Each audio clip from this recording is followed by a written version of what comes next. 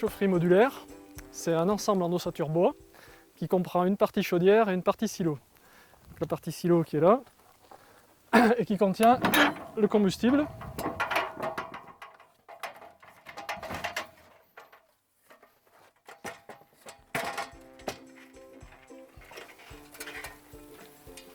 Donc qui contient 40 mètres cubes de bois déchiqueté. Donc le bois qui est dans le silo est aspiré par la chaudière à travers cette vis. Et ensuite ça vient dans la chaudière. Et là, attention parce qu'il y a des flammes.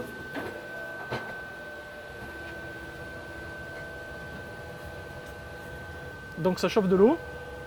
Et ensuite cette eau avec des pompes, elle est poussée vers le bâtiment qui est là-bas, à travers une tranchée qui passe là au milieu des arbres, qui traverse la route et qui rentre là-bas vers les grandes cheminées.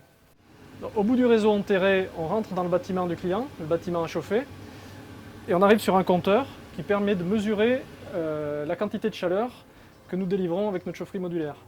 Donc pour une chaufferie de 100 kW, on livre 200 MWh annuels de chaleur à haute qualité environnementale.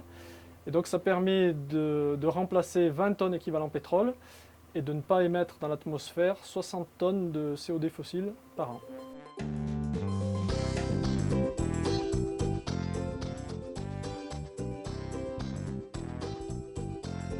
Ça nous fait quand même utiliser une énergie locale qui, comme le bois déchiqueté, qui des fois restait peut-être dans les bois, n'était pas utilisé.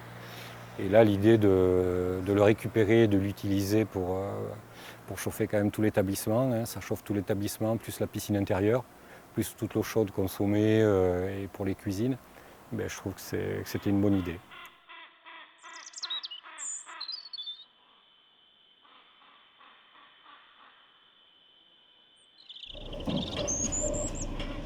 L'objectif des chaufferies modulaires, c'est d'arriver à collecter du bois, du petit bois, pour permettre au reste du bois dans les forêts de se développer.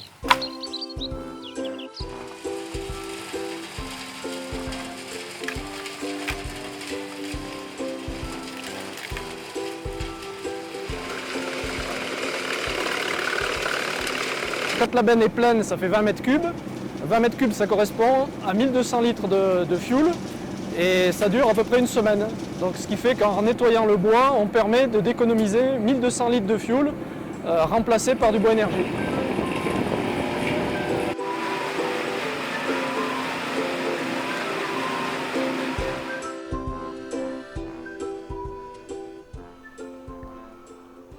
On essaie de mettre en place une pratique beaucoup plus progressive dans l'exploitation forestière pour faire qu'il y ait toujours de la végétation et faire que les arbres en fait, se reproduisent par eux-mêmes.